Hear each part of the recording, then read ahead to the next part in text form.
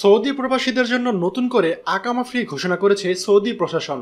Saudi শ্রম মন্ত্রণালয় সম্প্রতি 2019 থেকে 2020 পর্যন্ত ইকামা নবায়নের ফি ঘোষণা করেছে।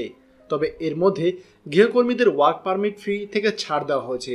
এছাড়া 5 জনের কম কর্মচারী বিশিষ্ট প্রতিষ্ঠানকে ছাড় দেওয়া হয়েছে।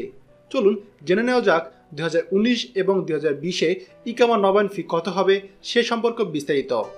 আপনার প্রতিষ্ঠানে যদি 50% সৌদি নাগরিক কর্মরত থাকে তাহলে প্রবাসীদের ইকামা নবায়ন ফি হবে 3600 রিয়াল ওয়ার্ক পারমিট ফি, ইকামা ফি 750 সৌদি রিয়াল, ইন্স্যুরেন্স ফি 450 সৌদি রিয়াল, মোট 4800 সৌদি রিয়াল।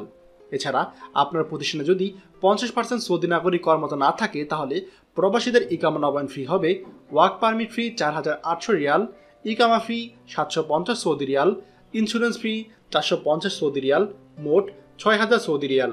2018 সালের তুলনায় 2019 এবং 2020 সালের ইকামা নবায়ন ফি আরও কয়েক গুণ বেশি। মূলত প্রবাসীদের সৌদি আরব থেকে তাড়াতেই এমন অযৌক্তিক হারে নবায়ন ফি বাড়িয়েছে সৌদি আরব সরকার, এমনটি মনে করছে সৌদি আরবের প্রবাসীরা।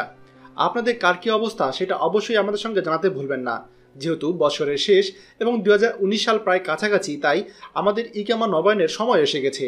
তাই আপনারা কে কে ইকামা নবায়ন করেছেন বা কে কে ইকামা নবায়ন না করে অবৈধ থাকবেন বা কার কি প্ল্যান সেটা অবশ্যই আমাদের সঙ্গে কমেন্টে জানাতে ভুলবেন না। ভিডিওটি গুরুত্বপূর্ণ, তাই সকল প্রবাসী ভাইদের সাথে অবশ্যই শেয়ার করবেন। আর সৌদি আরবের সকল গুরুত্বপূর্ণ নিউজ আপডেট পেতে আমাদের চ্যানেলটি অবশ্যই সাবস্ক্রাইব করবেন। ধন্যবাদ।